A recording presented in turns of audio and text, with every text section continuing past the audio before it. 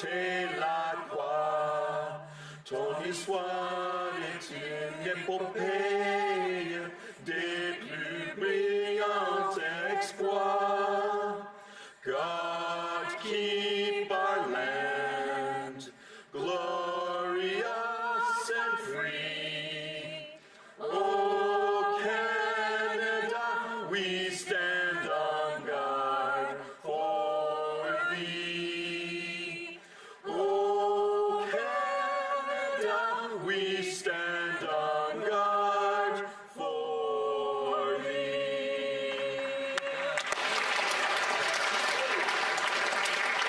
Let the doors be opened, que l'on ouvre les portes. Statements by members, déclaration de députés. The Honourable Member for Courtenay Alberni. Mr. Speaker, forestry is a cornerstone of Canada's economy, supporting more than 200,000 good jobs and sustaining hundreds of rural, northern and Indigenous communities from coast to coast. Yet once again, forestry workers are being left behind by the government's failure to secure a fair softwood lumber agreement. In August, the Prime Minister's promised $1.2 billion in support to respond to Trump's tariffs and duties, which the sector is still waiting for, and just $50 million it's earmarked for workers. That is not a serious plan. It's a token gesture. Almost 50,000 jobs in British Columbia alone are at risk, and entire communities could lose their livelihoods. Forestry families deserve more than press releases and photo ops. They deserve real and urgent action. The government must stand with Canada's forestry workers with urgent investments that protect jobs, strengthen communities, and build a sustainable future. L'honorable député de Bourassa. En ce mois d'octobre, mois de l'histoire des femmes, je souhaite rendre hommage à Madame Maud Royal, une femme de cœur.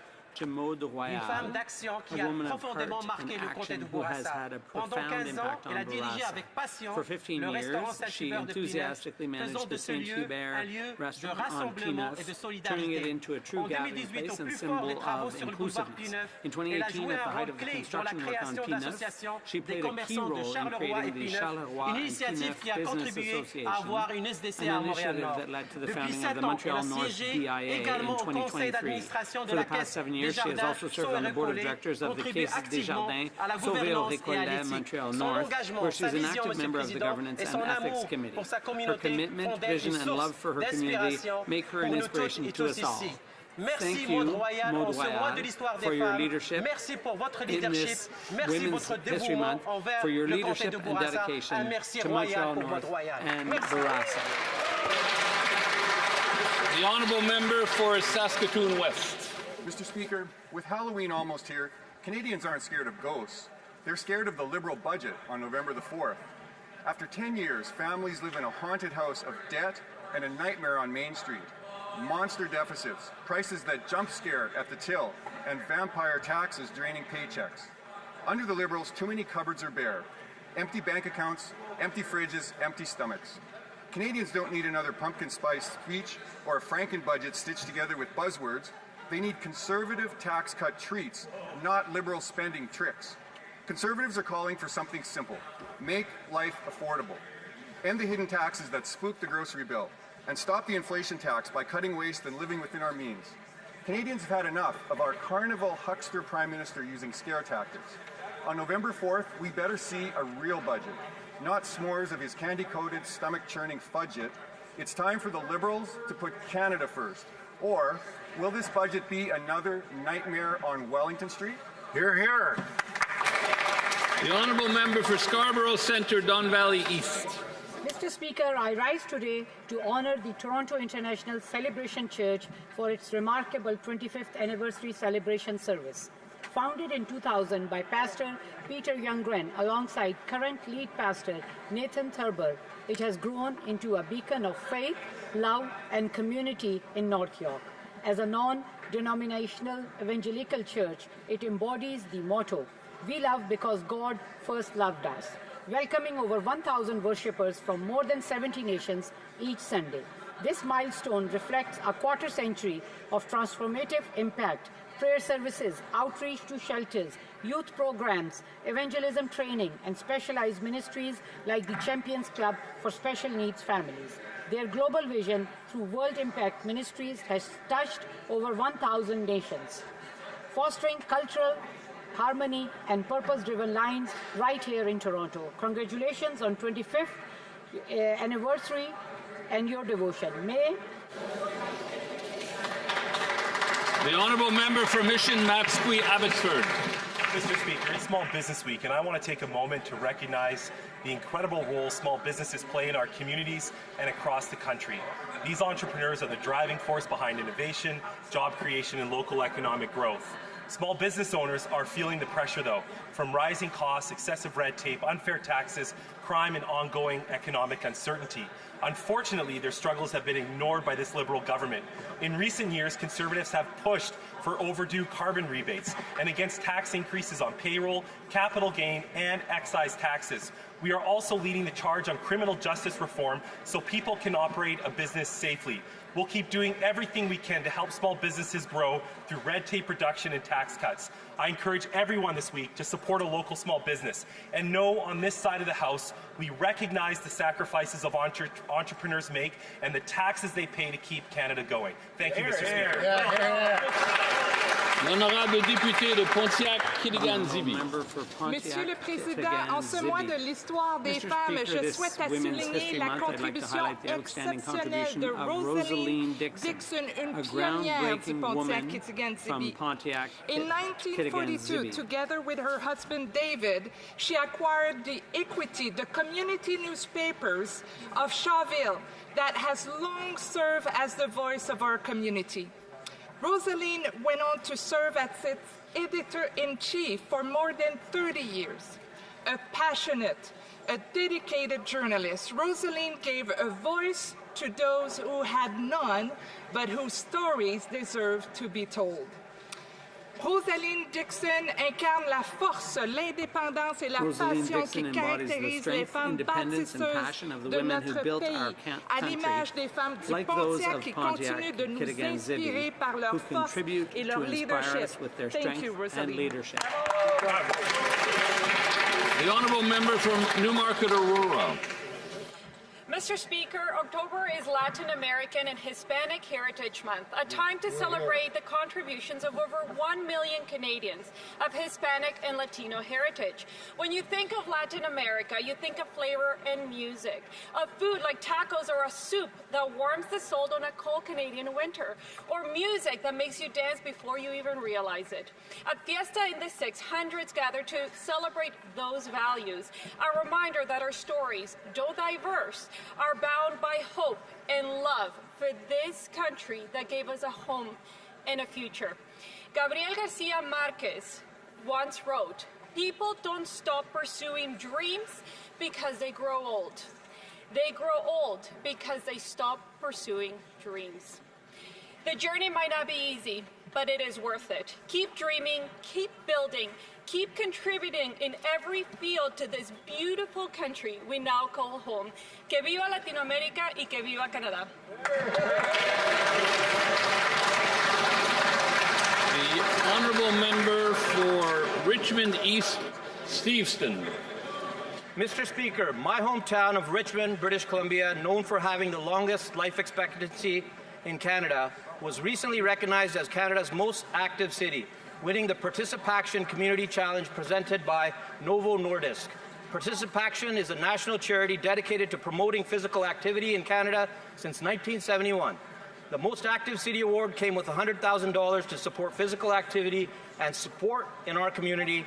Since the Community Challenge began in 2019, Participaction has awarded $1.5 million to communities across Canada. I want to congratulate my community for their commitment to physical activity and all communities that participated in the challenge. A healthier Canada is possible if we make room to move. The Honourable Member for Newtecumseh-Gwillimbury. It's unbelievable. This year marks 100 years since the Holland Marsh was established. A century ago, Professor W.H. Day and a group of hard-working hardworking farmers looked over a vast swamp and saw a possibility. With vision and grit, they transformed the black muck into one of the most fertile farming regions in Canada. For 100 years, that vision has fed communities, nourished generations, and sustained livelihoods. Today, farmers steward more than 7,000 acres and grow over 60 crops, including 4 pounds of carrots for every Canadian. Look across the marsh now and you see, well, it's earned the title, the Soup and Salad Bowl of Canada. It's not just canals and fields, but opportunity. It's an honor to represent the marsh growers in Parliament and to have helped make Bill C-280 law. Here's to the Holland Marsh's proud past and the farmers who will carry its legacy forward.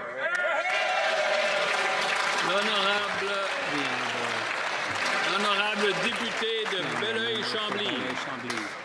Monsieur le Président, hommage aux administratrices et administrateurs du réseau des universités du Québec et leur président, notre ami Alexandre Cloutier. Ils ont hérité d'un joyau parmi les plus précieux légués par les grands bâtisseurs de la Révolution tranquille. Au premier chef, le très regretté Guy Rocher, une institution universitaire d'enseignement et de recherche qui a littéralement affranchi les Québécois en français au sein des peuples les mieux formés et scolarisés en à peine un demi-siècle. Le réseau des universités du Québec, avec ses étudiants francophones de partout, où son projet brillant de programme de médecine pour les régions du Québec est devenu rien de moins que la plus importante institution universitaire au Québec, bien sûr, mais aussi au Canada. Parmi celles-ci, un peu vaisseau amiral, l'UQAM, dont je salue d'un hommage particulier le recteur Stéphane Pallage, qui recevait tout récemment un doctorat honorifique de l'École de gestion de l'Université de Varsovie. Fort d'une association avec l'UQAM, elle offre depuis maintenant 30 ans un programme à la hauteur de celui de l'UQAM. Et prouve que la formation universitaire de Montréal peut rayonner partout dans le monde. Le dernier à avoir reçu cet hommage était un certain Volodymyr Zelensky. Stéphane, bravo. Stéphane, bravo. The honourable member for Burlington.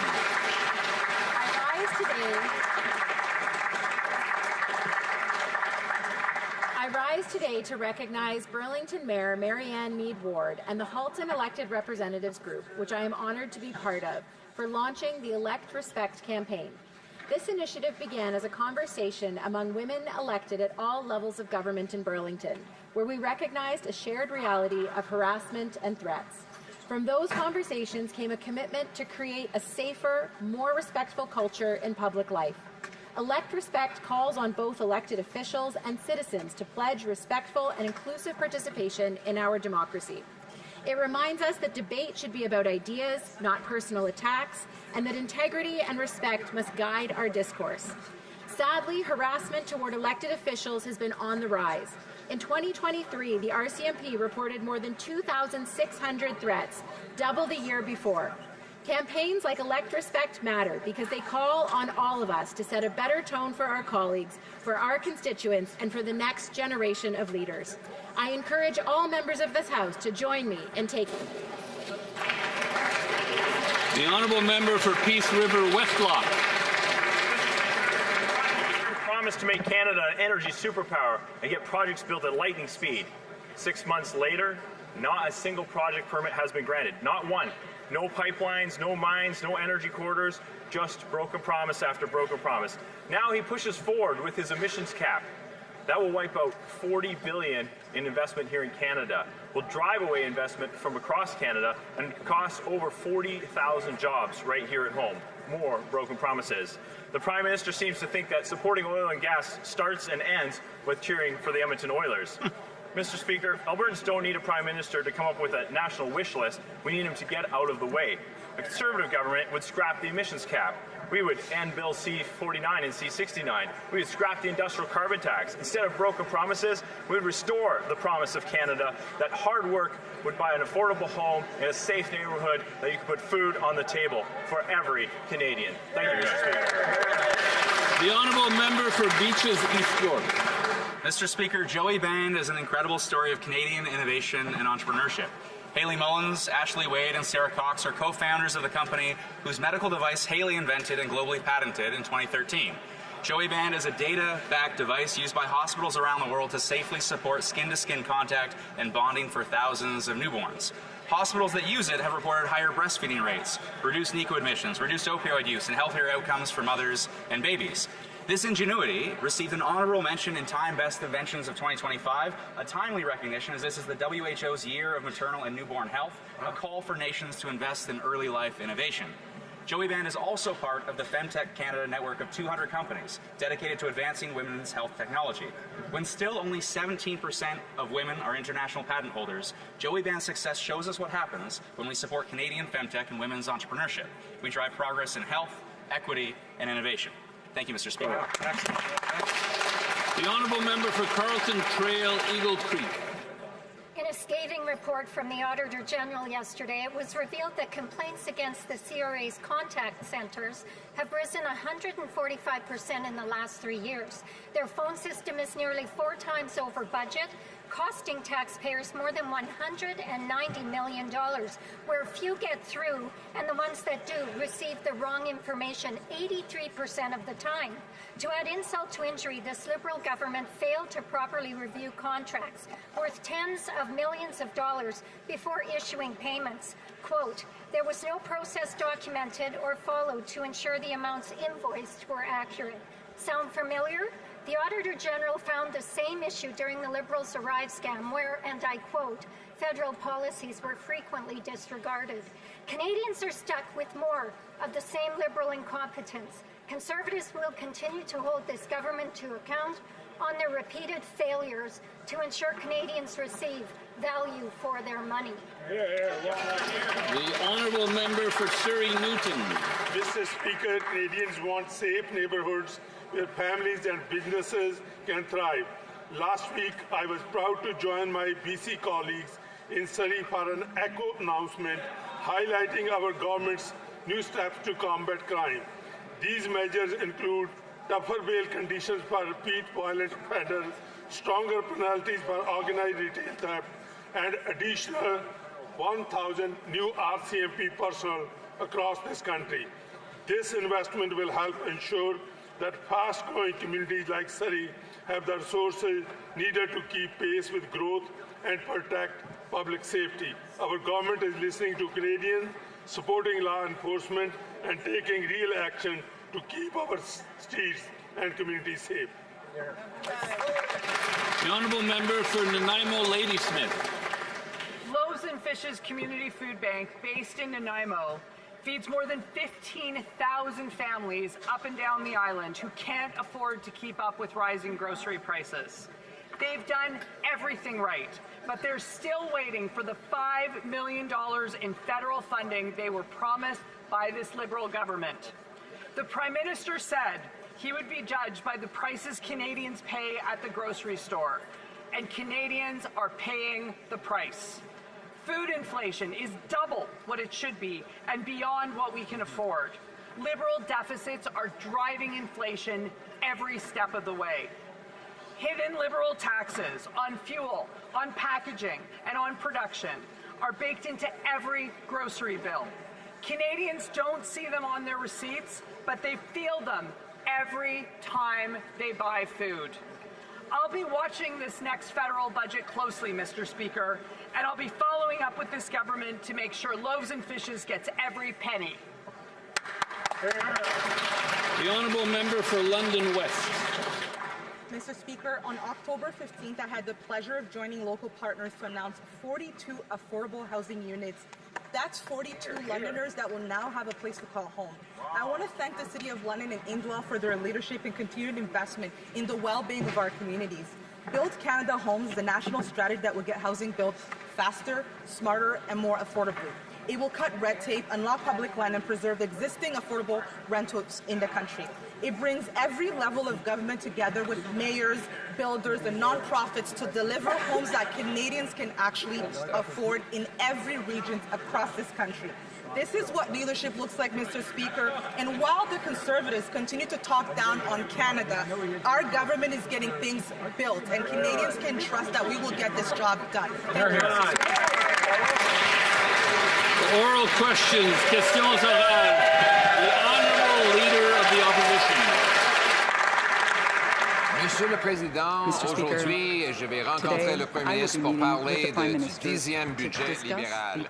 Nous, les conservateurs, voulons un budget abordable pour que les Canadiens ont une vie et une vie abordable. can have an Monsieur le affordable life. Président, mais Mr. le Premier ministre Speaker, a brisé sa promesse the Prime Minister de dépenser moins.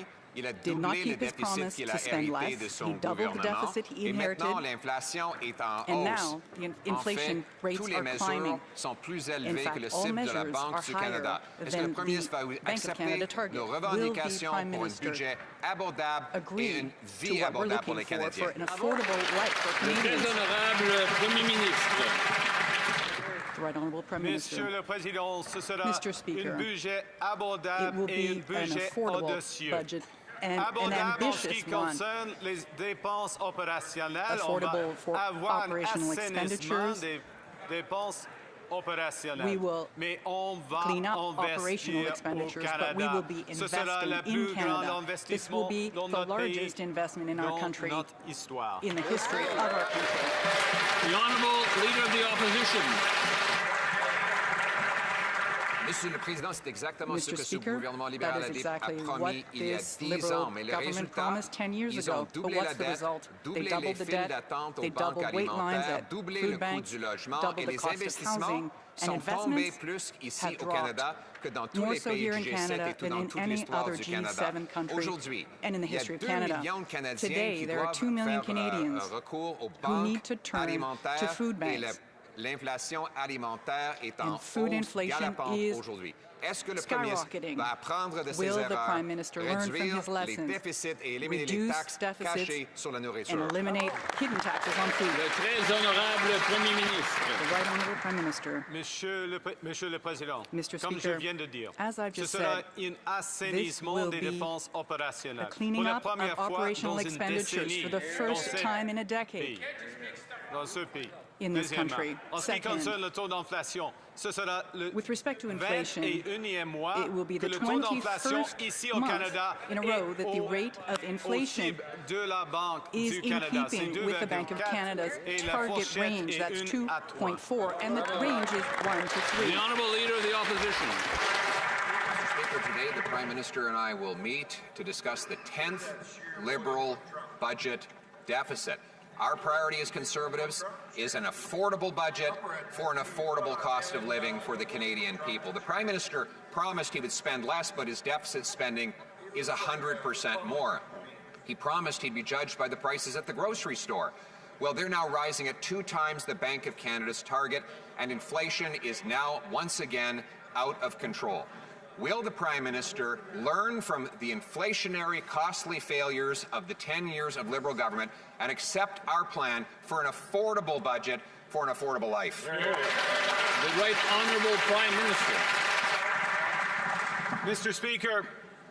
Speaker, this budget will get operational spending under control. It will balance our spending over the next 3 years. But we're not going to stop there. We are going to invest in this country. We're going to have the biggest investment in this country in generations, the largest capital spend in generations, the most ambitious trade diversification in our nation's history. We will do everything to help Canadians get ahead, as they have gotten ahead every single month since I became Prime Minister. Hear, hear. The Honourable Leader of the Opposition. Never bought groceries lately. Canadians, according to this Prime Minister, have never had it so good.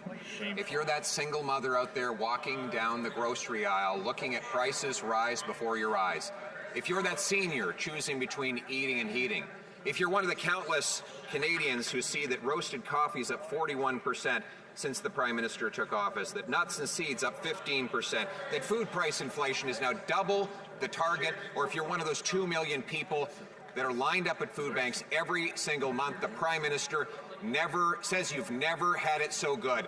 How is it possible for this Prime Minister to be so costly and so out of touch with reality? Hear, hear. The Right Honourable Prime Minister. Okay, Mr. Speaker, it's time once again for our economic lesson. Okay. Getting ahead means your wages grow faster than inflation. Let's look at the relationship between inflation and deficits. The inflation rate in Canada, the food inflation rate, is the G7 average, and we have the lowest deficit in the G7. What the government is going to do is use that deficit to grow this economy like it's never seen. Here, here, well done. The Honourable Leader of the Opposition. So the Prime Minister says to that single mother, that small business owner, that senior I just referenced out there, that he needs to give you economic lessons. You are the one out there who are watching prices rise right before... Yes, the Honourable Member knows to speak through the chair, and there was a lot of noise around that, so if the Honourable Member could just start from the top, please. Mr. Speaker, the Prime Minister is now lecturing Canadians who are lined up at food banks, telling them that they've never had it so good. That if only they appreciated all the many promises that he's made, promises that he hasn't even begun to keep, that they would then be appreciative of the fact that here we have fresh and frozen beef is up 14%, fresh and frozen cut chucks up 12%, frozen meats up 11%, coffee grains up 40%. Does he believe that people paying these exorbitant prices should be thankful for his economic lessons? The Right Honourable Prime Minister. Mr. Speaker, we promised to cut taxes for every Canadian. 22 million Canadians have their taxes cut. We promised to cut taxes on first-time home builders. They've been cut. We promised to cut the carbon tax. It's been cut. You weren't here. It's been cut.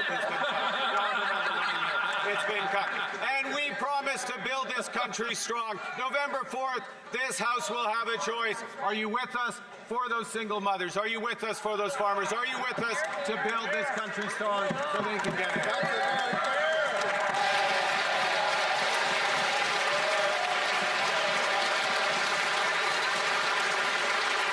Again, I would remind honourable members, it's through the chair, the Honourable Leader of the Opposition.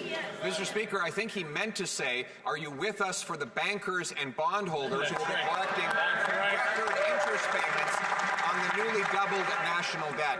The Prime Minister has literally doubled the deficits that he inherited from the Liberal government, deficits that were already exorbitant and out of control. And what do you know? Inflation immediately started to rise. 2 of the 4 measures are outside of the acceptable Bank of Canada range. All 4 measures are above the Bank of Canada's 2% target. The more he spends, the more things cost. Does he acknowledge at least that every dollar he spends comes out of the pockets of hardworking Canadians? The Right Honourable Prime Minister. Mr. Speaker, we are putting more dollars in the pockets of hardworking Canadians because we cut taxes on 22 million Canadians. Mr. Speaker, our focus is putting even more dollars in the pockets of hardworking Canadians. That is why we will have the most ambitious capital investment program this country's ever seen, the most ambitious home building program this country has ever seen, the biggest investment in defense in our industrial capacity that this country has ever seen, and the biggest and most effective climate competitiveness strategy that this country has ever seen.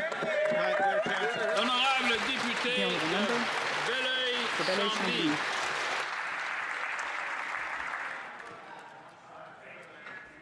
Monsieur le Président, l'entreprise Packard de Sainte-Thérèse de Blainville, fabricant de camions, vient de procéder à 300 nouvelles mises à pied suite à l'imposition de tarifs de 25% par la Maison-Blanche.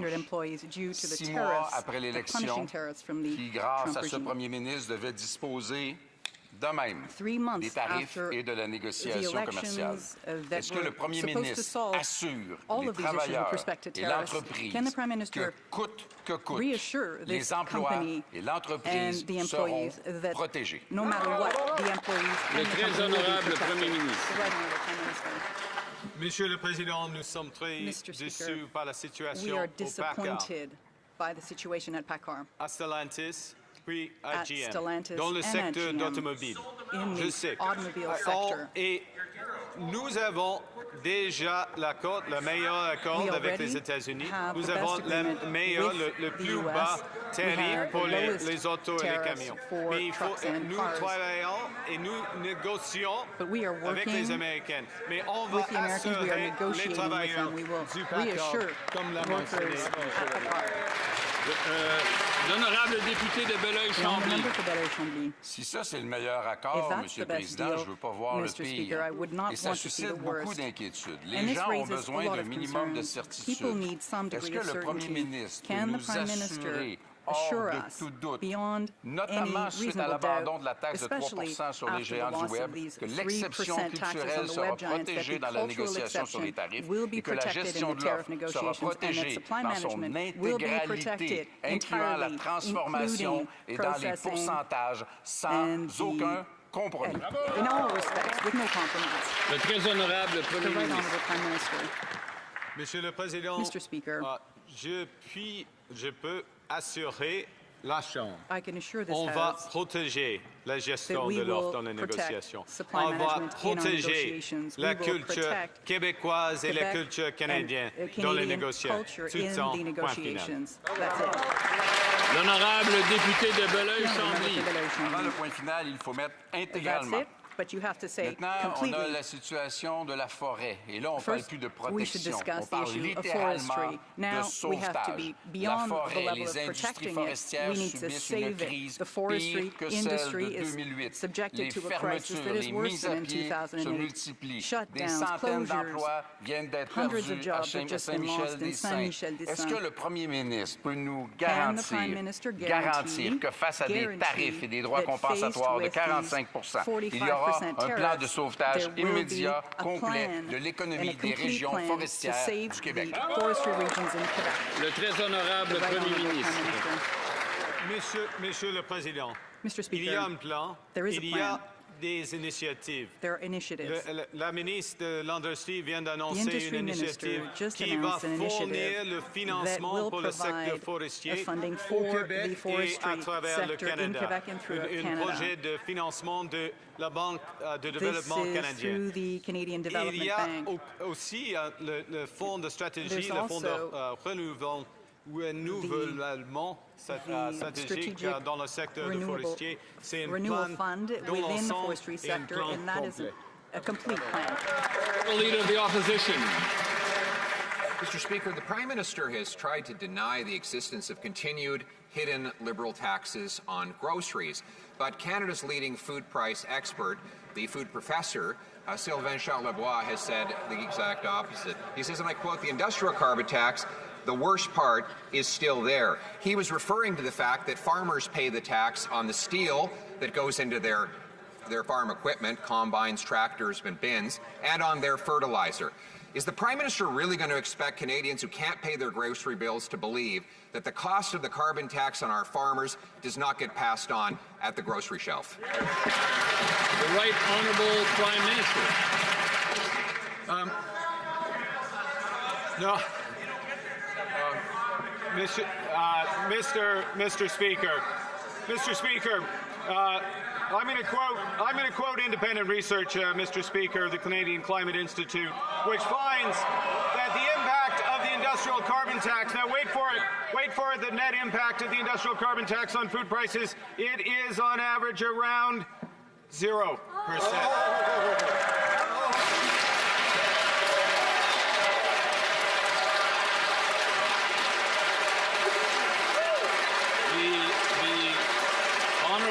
Leader of the opposition. Mr. Speaker, the Prime Minister expects us to believe government-funded so-called experts paid to push his agenda instead of believing in the obvious fact that when you tax the things that go into making food, you tax all who buy the food. This is a Prime Minister who says he's a great expert. But he told CTV Nova Scotia that Canadians don't use steel anymore. Does he not acknowledge, does he not know that there is steel in farm tractors, farm combines, farm bins, and other farm equipment? And does he not think, for God's sakes, that those costs get passed on to consumers?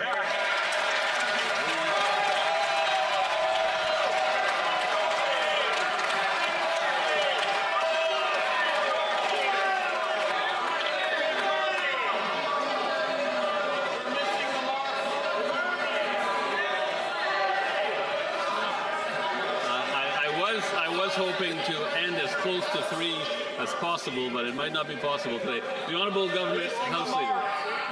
Well, Thank you very much, Mr. Speaker. The folks are feisty over there today.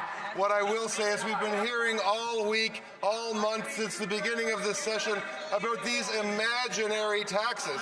These imaginary taxes in the brain of the leader of the opposition, but that no one else has seemed to manage. What I will tell him is that there will be a budget, there will be some numbers and some tables that he can read there where he will not find taxes on food. There is no tax on food. There will never be a tax on food. The Honourable Leader of the Opposition. Well, first, we're all disappointed to learn that Liberals think that Canadians who see grocery prices rising at records rates are just imagining things, Mr. Speaker.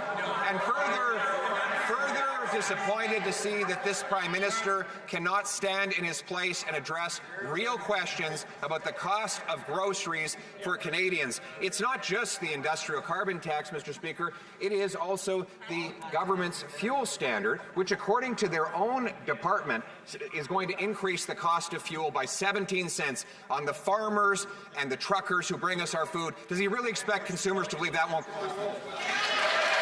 The Honourable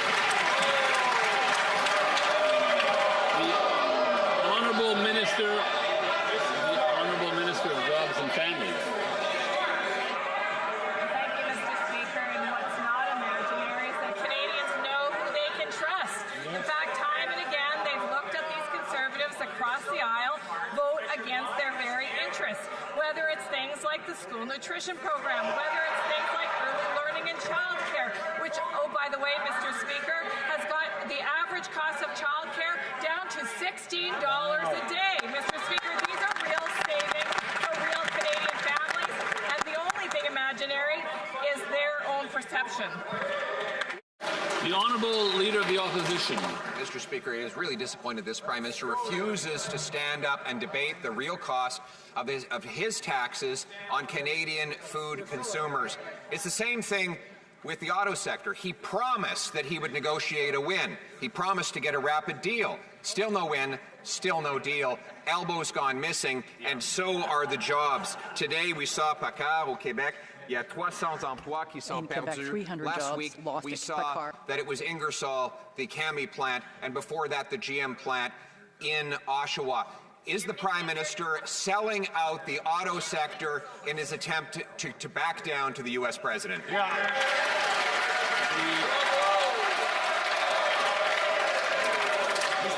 Okay, the Right Honourable Prime Minister. Mr. Speaker, there's no I in team, but apparently there's an I in Conservative. Oh! Team in Conservative. There's a team on these benches. This government is in a position with the best accord with the Americans. We have the lowest tariff on the auto sector.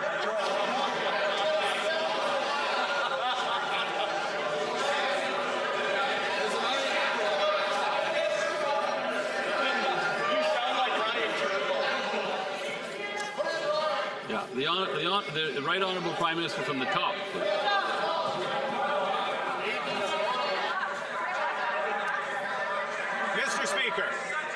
Mr. Speaker, there's no I in team, but there is an I in Conservative. There is a team, and there is a team in Liberal that can answer these questions. And this is what the Liberal team has accomplished. We have the best deal with the Americans of any country.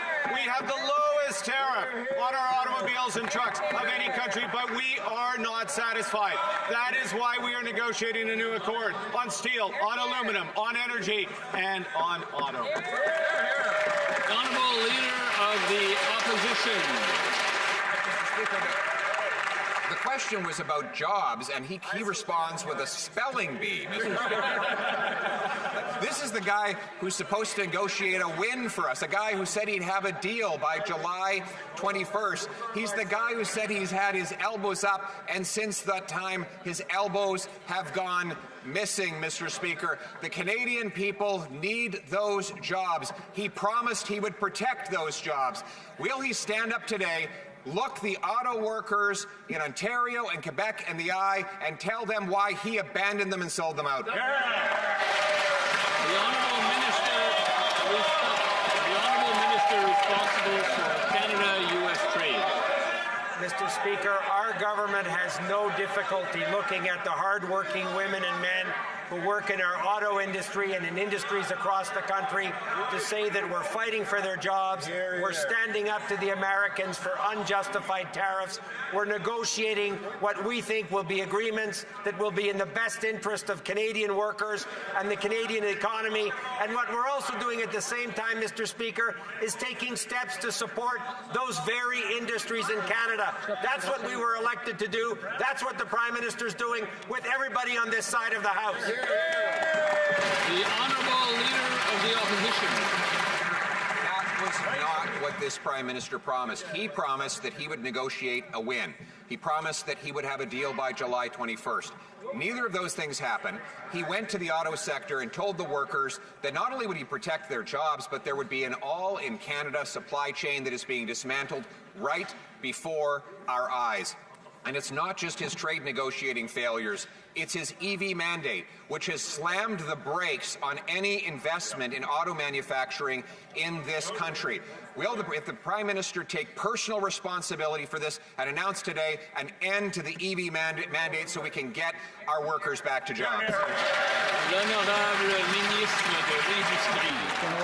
Mr. Speaker, when it comes to the auto workers, they know that we have their back and that we will fight for every single job in this country in the auto sector. You know why? Because the Canadian automakers and the Canadian auto workers are actually the best in the world, and therefore we will make sure that Stellantis is held to account. We are meeting with GM tomorrow in Ottawa, bringing back a model into the plant in Ingersoll, and we will be there also for the employees at Packard and Sainte-Thérèse. Thank you. Okay, what about gold? Okay, so we have, yeah, I think. Okay. Excuse me.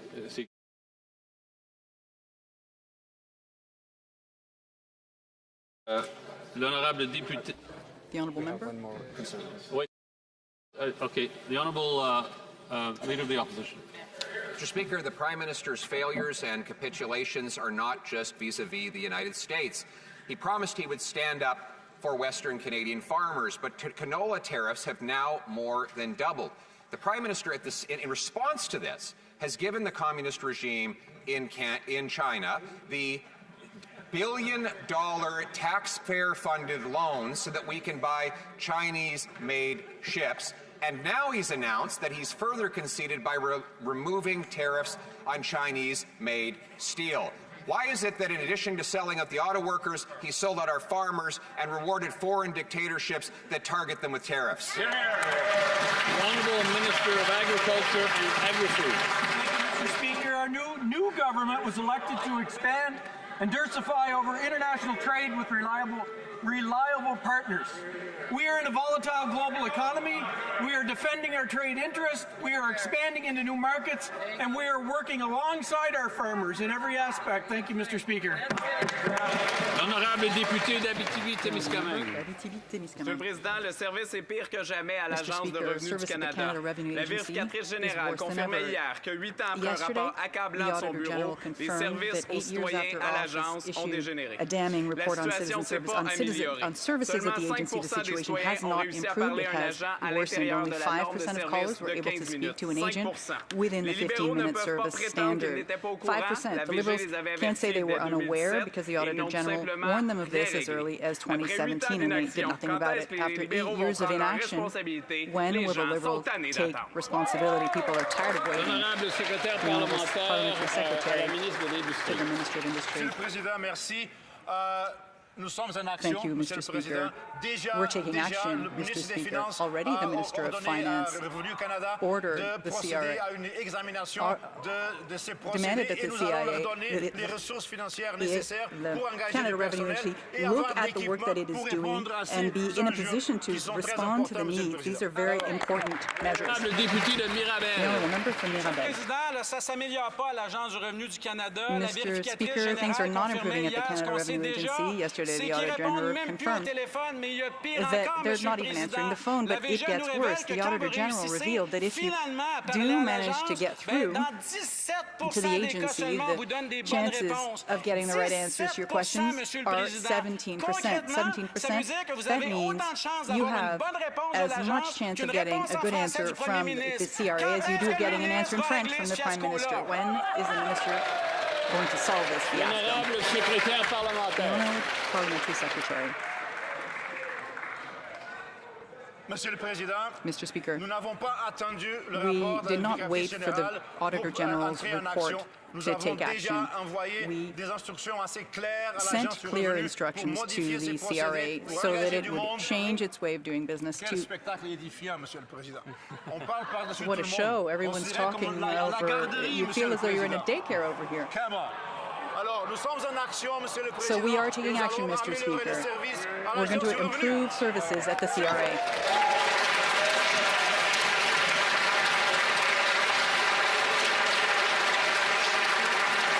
L'honorable député de Montmorency-Charlevoix. Le président au Québec, les loyers ont bondi de près de 10%, soit le double de la moyenne canadienne. Twice the Canadian average. When we know that Canadians spend about 50% of their income to house themselves and feed themselves, this is concerning. In the meantime, the Liberal government is continuing to feed these inflationary costs for groceries, gas, housing. After 10 years of deficits and broken promises, families in Montmorency-Charlevoix and in Quebec can't take anymore. When will the Prime Minister take control of public finances and make life affordable for L'honorable secrétaire parlementaire. the Honourable Parliamentary Secretary. Monsieur le Président, Mr. je voudrais Speaker, informer la Chambre. Premièrement, I'd like to inform the House that inflation in Canada is under control, 2.4%, Mr. Speaker. The target range is between 1 and 3 at the Bank of Canada. We are at 2.4%, 21 months. It's been like that now. Second, Mr. Speaker, there is no relationship between the government deficits and inflation. Inflation is a global event, Mr. Speaker. COVID, war in Ukraine, increased costs of gas. Does that mean anything to you?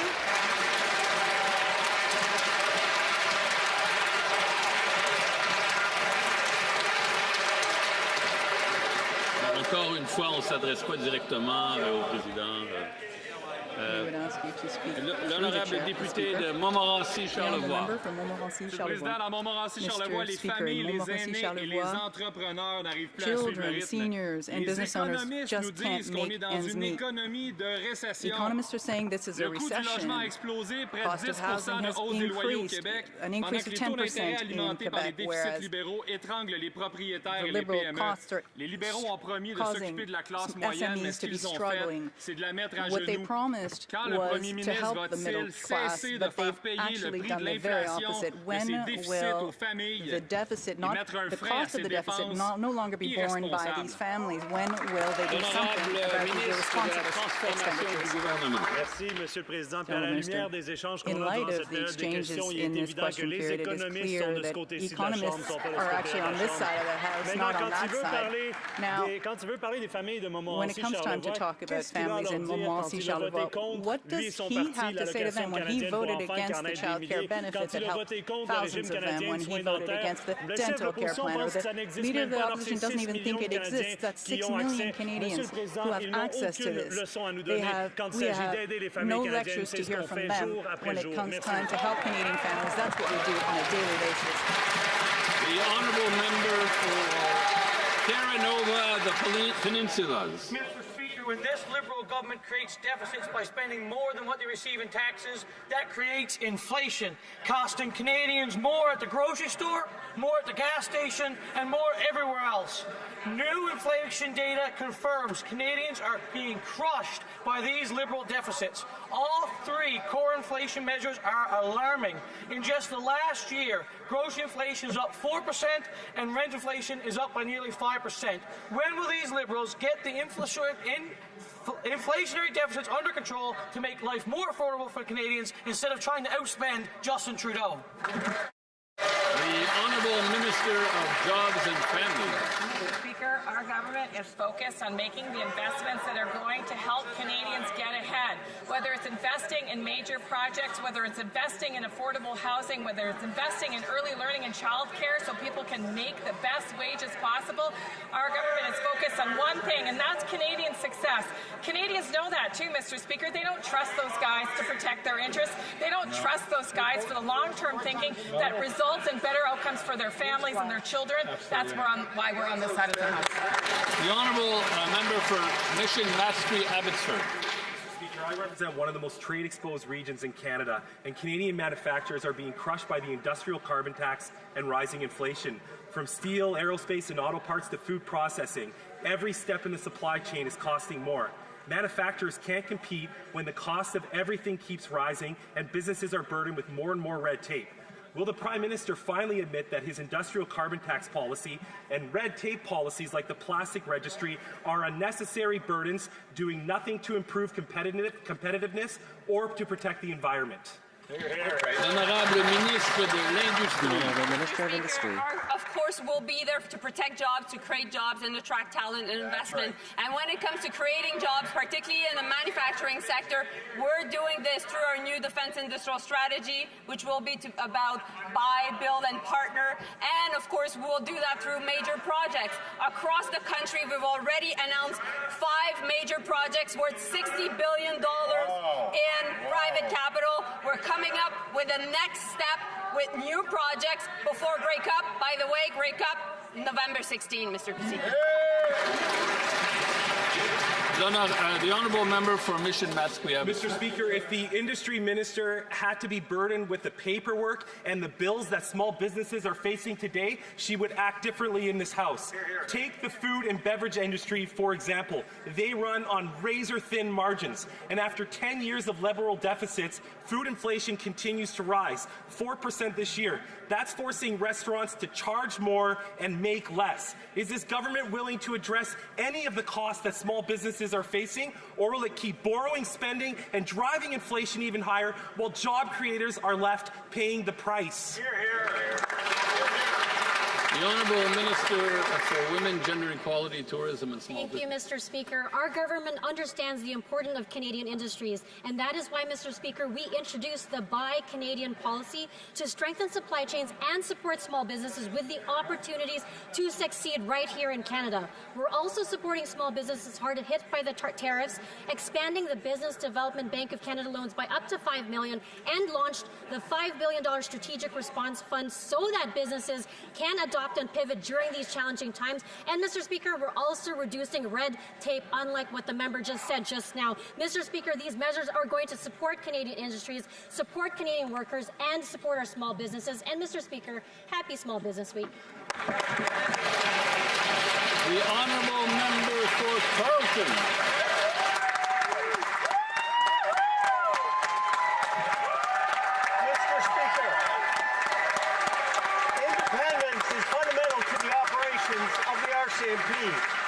My former MP and the current leader of the Conservative Party recklessly criticized the RCMP. His caucus doesn't want to talk about it, and even a former Conservative minister stated how grossly imprecise his comments were. Can the Minister of Public Safety reiterate the importance of the RCMP's independence, which ensures the protection of all Canadians?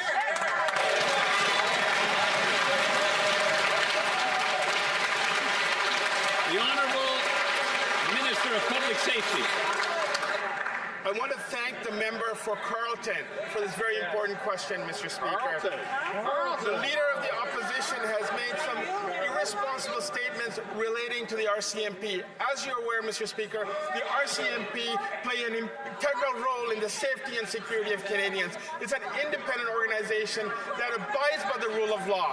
For the Leader of the Opposition to impinge the integrity of the RCMP is beyond the seat that he holds, Mr. Speaker, and I demand that he unequivocally retract those statements and seek an apology from the RCMP, the men and women that serve this country, Mr. Speaker.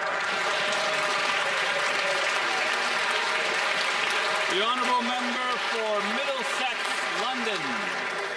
Speaker, CAMI families are getting pink slips, and the auto sector in Canada is hanging by a thread.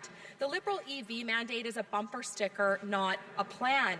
A pipe dream that costs billions in taxpayer subsidies, and all for nothing. Over 6,000 Canadian families' livelihoods are at stake right now as auto manufacturers move their businesses to the U.S. So will the Prime Minister tell unemployed auto workers why his failed policies that help send their jobs south? L'honorable ministre de l'Industrie. Mr. Speaker, let me be clear. What is happening to the auto sector is actually linked to the American tariffs. When it comes to the EV mandates, the Minister of Environment, myself, of course, with the Prime Minister, we've been working with the industries to find solutions. And by the way, right now, they've been paused. So when it comes to the workers themselves, we will be there to support them. We will make sure that Stellantis is held to account. And meanwhile, we're working with GM to bring at the Ingersoll plant a new model, because obviously these workers need to be supported, and we will build One Canada strong. The honourable member for Middlesex London.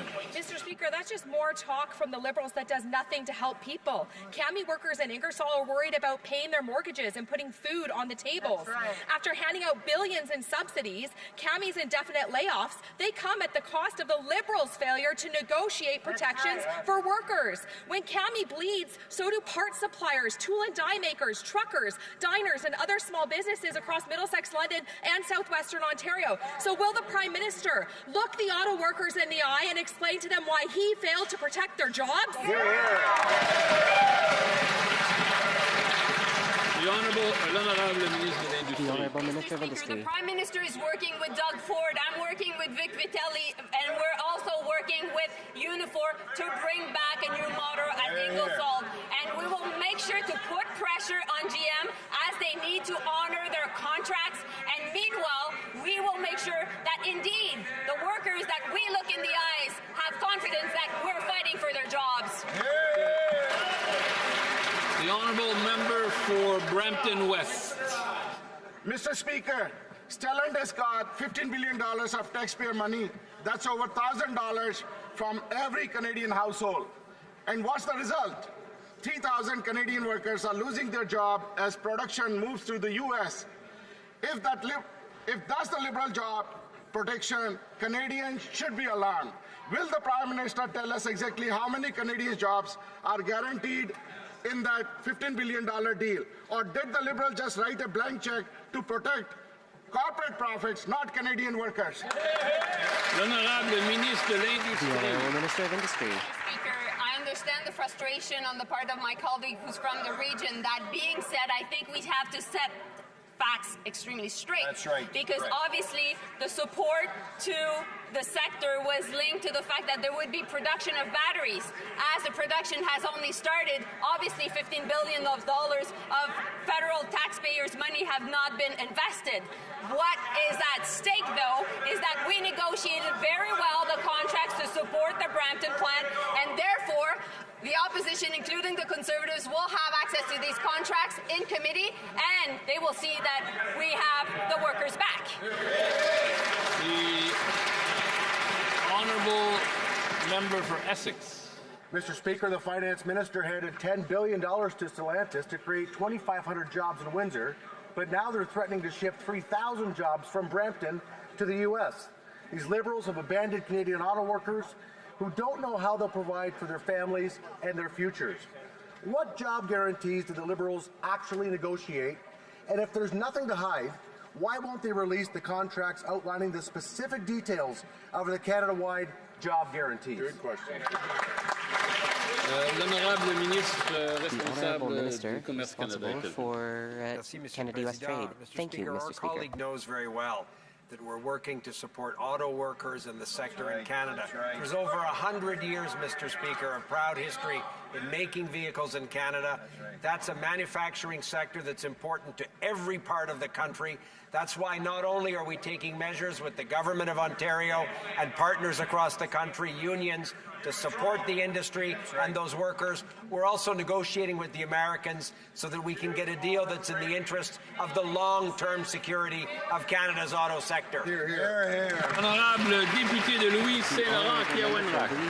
Monsieur le Président, depuis 60 ans, Sainte-Thérèse de Blainville, on fabrique des camions chez Packard. Packard has been manufacturing cars in Sainte-Thérèse de Blainville. Today, 300 workers learned that they would be losing their job. That is the sad reality of liberal policies. They talk a lot, but they act little. These people were elected under a slogan of elbows up and a promise that all tariffs would be lifted. But what happened? 300 people lost their job. What will the Prime Minister actually do to convince Trump that these tariffs make no sense? And what will he say to these workers? Honorable Ministre of Industry. Thank you, Mr. Speaker. I have a lot of respect for my colleague, and I know the Packard plant very well. I actually visited it with the new member for Thérèse de Blainville recently. I spoke with the head of the plant lately. Bad news has gone out. We will not accept this. We will continue to fight to ensure that our workers in Sainte-Thérèse are not only supported, because Sainte-Thérèse is a Quebec manufacturing hub, but we will also work with the province of Quebec and municipalities throughout the country. We should be buying more trucks made here in Canada. The same can be said for buses. We will protect our jobs. The Honourable Member for Fort McMurray, Cold Lake. Yesterday, the Auditor General delivered a scathing report on the state of childcare. Despite spending billions of dollars from this Liberal government, the childcare plan, their shortages of available childcare has gotten worse over the last 5 years. StatsCan showed the proportion of parents that used childcare and reported difficulty finding it rose from 36% in 2020 to nearly 50% in 2025. Only Liberals could spend more and get less. Will the Prime Minister admit that his childcare plan is yet another broken Liberal promise? The Honourable Minister of Jobs and Families. Mr. Speaker, it's the sort of height of irony that a Conservative MP who voted against childcare is now criticizing childcare that exists across this country. What the Auditor General said is that provinces and territories have to do a better job in terms of reporting. We're working with provinces and territories to make sure that we grow the number of spaces. But let me leave you with this, Mr. Speaker.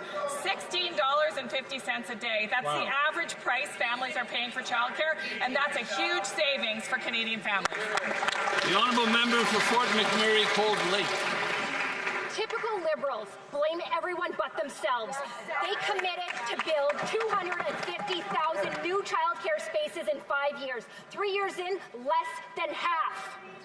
Worse yet, they don't know how many spaces are going unused. They don't know how much unmet demand exists, all while using funky, inconsistent math. Provinces are warning that this $10 system could collapse when federal funding ends, with inflation and staffing shortages piling up. How can the Prime Minister justify blowing through billions with families waiting on waiting lists? The Honourable Minister of Jobs and Families. Mr. Speaker, again, I'm really heartened to hear about the support that member has for early learning and childcare. It's a real switch, Mr. Speaker, given that you voted against it time and again.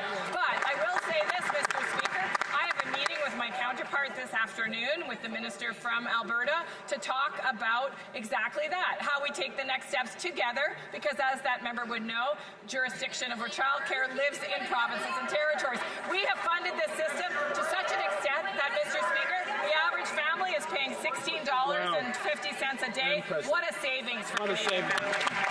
The Honourable Member for Selkirk, Interlake, Eastman. Mr. Speaker, the Auditor General concluded the Canadian Armed Forces did not recruit and train the members it needs to meet operational requirements. She further said that our forces will struggle to respond to threats, emergencies, and conflicts and accomplish their missions. The report also revealed that on this trajectory, 13% of occupations are at risk of never being fully slated, and another 69% won't get there for over 10 years. Our adversaries aren't waiting for Canada to get our house in order. How does the Defence Minister expect our armed forces to meet our international obligations and protect Canada without the personnel? The Honourable Minister of Defence. Mr. Speaker, we thank the Auditor General for her work. As we rebuild, rearm and reinvest in Canada's military, we're making changes to our recruitment processes to get more people in the door and faster. We've modernized our recruitment process by introducing a probationary period, streamlining the security clearance process, updating the aptitude test requirements, changing medical standards. We've also given our forces a very well-deserved pay increase. Mr. Speaker, recruitment has reached a 10-year high, but there's more to do. The Honourable Member for Selkirk, Interlake Eastman. But he let 100,000 Canadians slip through his fingers. The Auditor General also reported yesterday the situation gets worse for our troops after they enlist. She said military housing is, and I quote, the kind of conditions you and I wouldn't want to live in, nor should we expect our troops to either. The National Defence Committee came to the same conclusions in the last Parliament. Nothing has changed, and the report confirmed the wait list for military housing is growing to over 7,000. How can the Defence Minister sleep at night knowing our troops are living rough and all he can do is re-announce old Liberal promises for 600 new housing units, but our troops need 7,000 now? The Honourable Minister of Defence. Mr. Speaker, I sleep very well at night because of the incredible women and men in the Canadian Armed Forces. That's who I count on. That's who I count on. We're rearming, Mr. Speaker. We're rebuilding and we're reinvesting in the Canadian Armed Forces. The member knows this. When it comes to CAF housing, we're looking at new solutions through private sector partnerships to give our forces a safe and affordable place to call home. Last week, for the first time in history, we acquired a brand new, privately developed 37-unit apartment complex located near CFB Esquimalt in 5 weeks, Mr. Speaker. This is just one of the ways we are accelerating processes to get our CAF members. L'honorable député de Madawaska-Restigouche. Merci, Monsieur le Président. Cette semaine, nous soulignons la semaine de reconnaissance des éducatrices et des éducateurs de la petite enfance au sein des communautés francophones en situation minoritaire. Des professionnels dévoués pour aider nos tout petits à apprendre, à grandir et à s'épanouir. La petite enfance, c'est une période crucial pour l'apprentissage de la langue française et pour la construction identitaire. J'aimerais demander à la ministre si elle peut nous parler des mesures que prend notre gouvernement pour appuyer ces éducatrices et éducateurs et ainsi renforcer cette main-d'œuvre essentielle derrière notre système pan-canadien de services de garde abordables. Merci, M. le Président. L'honorable ministre de l'Emploi et des Familles.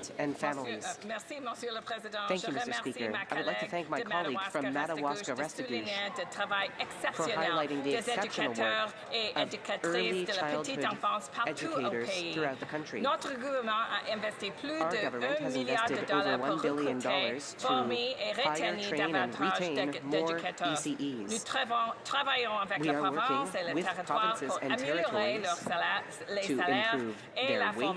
improve their wages and their training, because when we support early childhood educators, we also support families and the future of our economy. Thank you. Député de Richmond-Arthabasca. The Honourable Member for Richmond-Arthabasca. Mr. Speaker, it's embarrassing. The Prime Minister talks about economic lessons when his public services and procurement minister could give lessons in corruption. 4,1 milliards. 9 ans plus tard de mauvaise gestion libérale, 6,9 milliards. Ça a augmenté de 70%. 10 years of Liberal government waste has gone up by 66%. The responses we are here getting today show that they understood nothing about balanced budgets. When will we get over to a period of proper economic management? The Honourable Minister responsible for national revenue. You know what's embarrassing? The official opposition leader who talks about jailing his political adversaries. The official opposition leader who is undermining the rule of law in the country. The official opposition leader denigrating the Royal Canadian Mounted Police. And you know what else is embarrassing? The opposition leader is not only not apologizing, 100 of his members of parliament are refusing to denounce these completely inappropriate remarks. His predecessor in Richmond-Arthabasca would have some lessons to teach him. He should follow his example and call out his leader. The Honourable Member for Newmarket Aurora.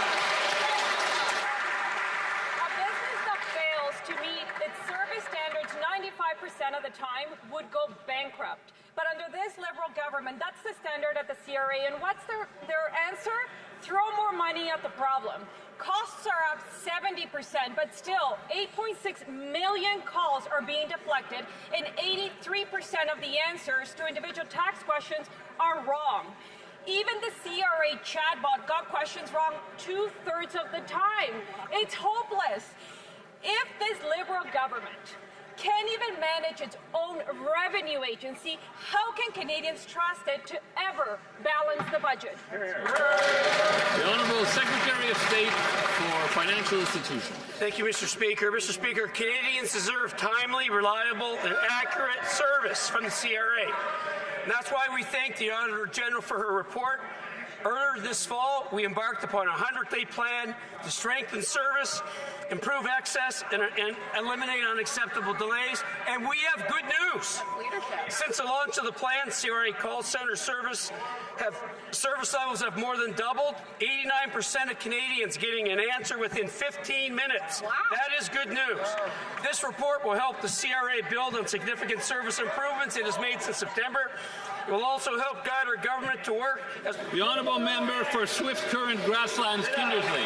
Mr. Speaker, the Auditor General report shows CRA had a huge increase in deflected calls from 1 million to 8 million in 1 year. Wow. People in the Southwest wait hours, sometimes days, to reach a service agent, and then they have to deal with huge delays in resolving their file, even if the CRA made the mistake. CRA fails to meet its own service standards after already lowering them, and the odds are high that the agents will give you inaccurate information. But their budget went up 70%. So why is that with these Liberals? Canadians always pay more, but get less. The Honourable Secretary of State. Thank you, Mr. Speaker. Mr. Speaker, let me be clear. The CRA is providing accurate information to Canadians in nearly all cases. The audit looked at a sample of 167 calls from last spring before we launched our 100-day plan to fix CRA service. The CRA reviews over 100,000 calls every year for accuracy and has found that more than 93% are accurate for inquiries related to taxpayer files. We are focused on delivering service for Canadians. We will get this right. Thank you, Mr. Speaker. The Honourable Member for Winnipeg South. Well, Mr. Speaker, cap paper is an integral part of Northern Ontario's economic security, supporting over 2,500 skilled local careers in the region. But a few weeks ago, the community was rocked by the news that cap paper would be shuttering its doors, devastating for the community and for workers and families throughout Northern Ontario. Can the Minister of Industry please tell this House how we are supporting cap paper and other industries, and how our government is standing up for skilled careers and stronger communities? Honourable Minister of Industry. Merci. I would like to thank my honourable colleague for his hard work, and I would like also to thank the Minister for Jobs and also the Minister for Natural Resources, because we work together to lay down the groundwork for cap paper to continue its operations in months ahead. Through the conversation we had with cap paper, one thing became clear: they're the heartbeat of Kapuskasing and a vital part of the community. So that is why we came to the table with solutions. We were able to protect the jobs, 300 of them, and all the jobs around Kapuskasing linked to the mill, 2,500 jobs as well. The Honourable Member for Kenora Kiwetanong. After years of talk, this Prime Minister is breaking his promise to get shovels in the ground when it comes to the constantly delayed Ring of Fire in Northern Ontario, Mr. Speaker. Thousands of jobs and billions of dollars are on the line, yet the Liberals refuse to move this project ahead. The roadway won't even be built until 2028, and the Liberals ignored this project completely on their national priority list, a huge slap in the face to people across Northern Ontario. So, Mr. Speaker, will the Liberals stop with the delays, stop breaking their promise, and get shovels in the ground so that our region can get to work?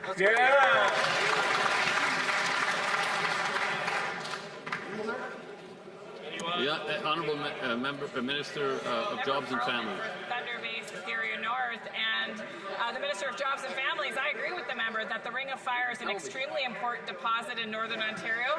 We've been working with the province of Ontario for years to ensure that we have a plan to move forward, and we've been working with the affected First Nations in that riding, which is mine, and we'll continue to focus on the opportunity that the Ring of Fire presents for not just Northern Ontario, but all of Canada. Thank you.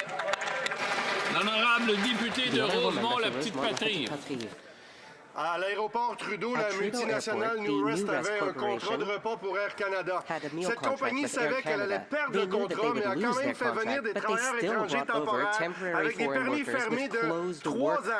Un permis fermé, c'est un truc horrible qui empêche de changer d'employeur. Là, on a 50 personnes qui se retrouvent devant rien. Ils n'ont plus de job et ils n'ont pas le droit d'en trouver une autre. Est-ce que la ministre de l'Immigration va écouter la demande de la CSN et leur accorder un permis de travail ouvert pour qu'ils puissent trouver un nouvel emploi?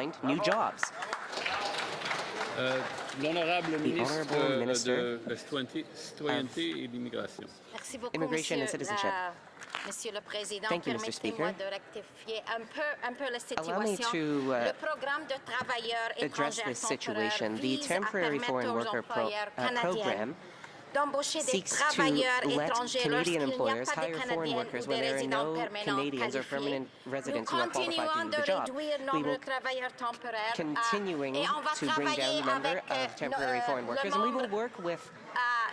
aussi, et nous sommes ici pour protéger les Canadiens, mais aussi pour protéger les employeurs et les entreprises qui ont besoin des employés étrangers. Merci beaucoup. Ceci met fin à la période des questions. Je fais ça tout de suite ou après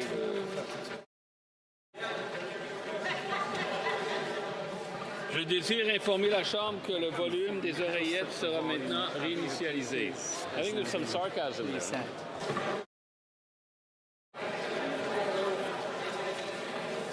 What's that?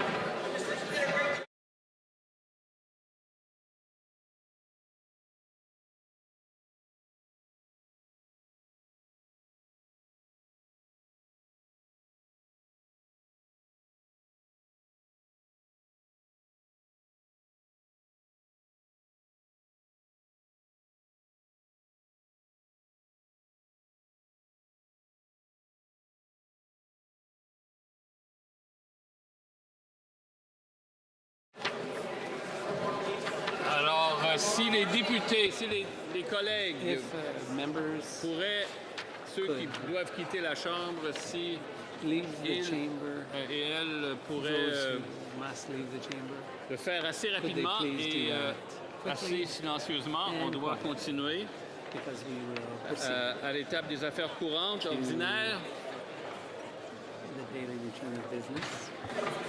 Je m'adresse surtout à ce côté de la Chambre.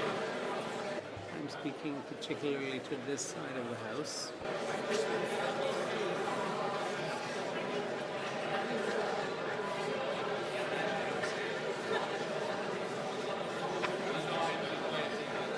Okay, we must proceed now with a daily routine of business.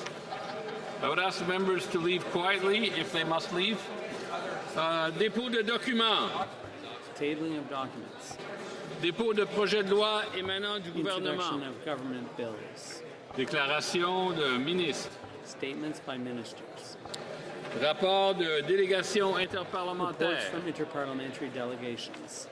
Presenting reports from committees, the Honourable Member for West Vancouver, Sunshine Coast, Sea to Sky Country. Mr. Speaker, I have the honour to present in both official languages the second report of the Standing Committee on Fisheries and Oceans, entitled Acting Together to Address Derelict and Abandoned Vessels in Canada. Pursuant to Standing Order 101, the committee requests that the government table a comprehensive response to this report. Thank you, Mr. Speaker. Thank you. I believe the member for Kamloops, Shuswap Central Rockies has a dissenting report. As the Vice Chair of the Fisheries Committee, and I'd like to sneak in just a moment to thank my Vice Chair, or the Chair of the Fisheries Committee, for co-hosting a Wild Salmon Forever reception last night, where we worked across party lines in the interest of all wild Pacific salmon. So thank you. The Conservative supplemental report on derelict and abandoned vessels is attached to the main report. I thank all of the witnesses from coast to coast to coast for contributing to the study. While the main report provides a number of recommendations, the Conservative supplemental report only contains two very important recommendations.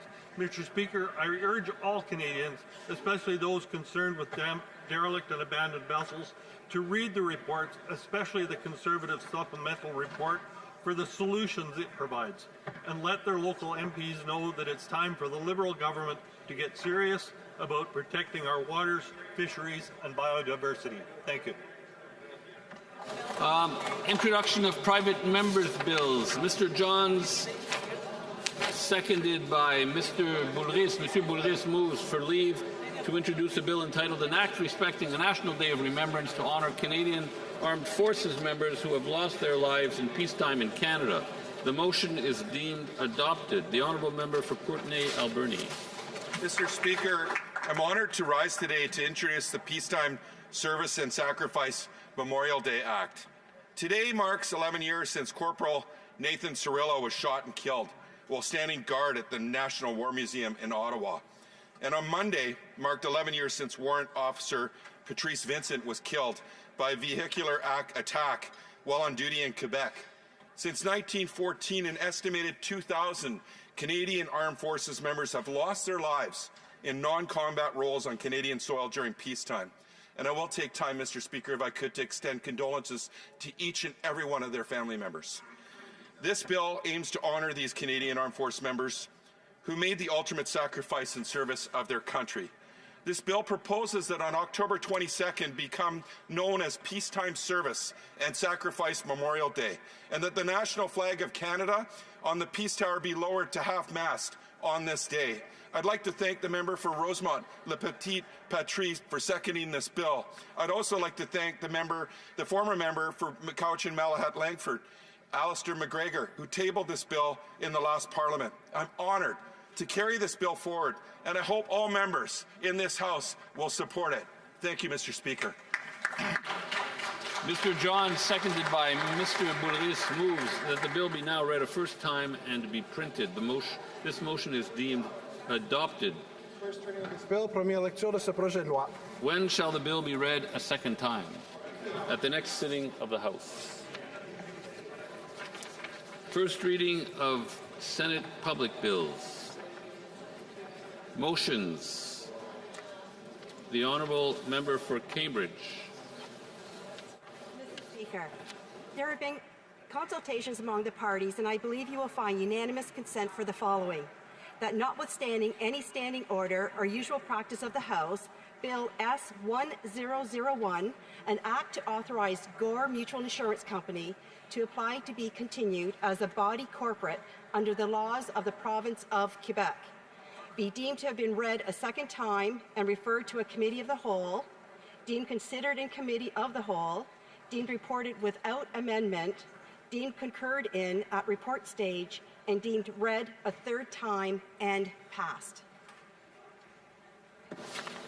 Que tous ceux qui s'opposent à ce que l'honorable député propose la motion veuillent bien dire non. Motion, please say no. D'accord.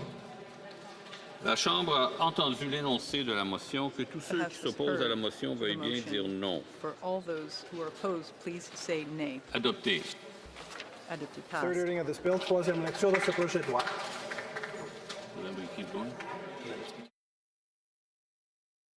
Petitions. The Honourable Member for Riding Mountain. Thank you, Mr. Speaker. It's always an honor to rise on behalf of the people of Riding Mountain. Mr. Speaker, the people of Swan River are experiencing an alarming increase in violent crime that has threatened the safety and well-being of families across our region.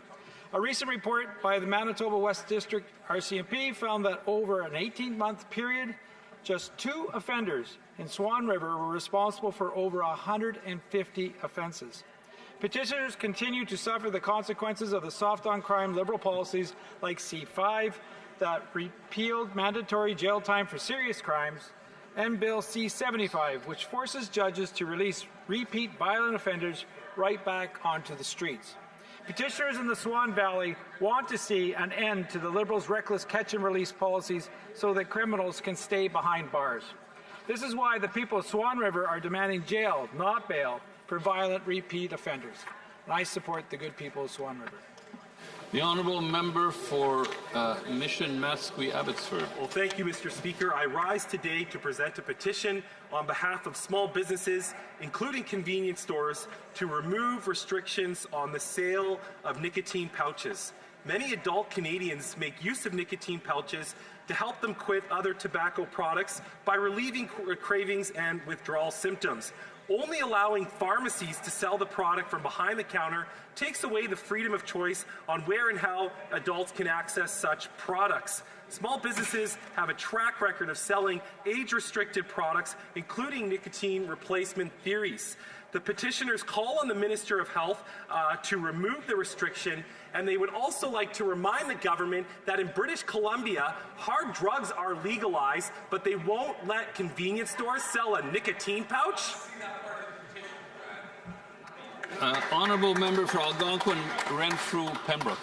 Speaker, I'm pleased to present a petition signed by the outdoor-loving residents of my great riding of Algonquin, Renfrew, Pembroke.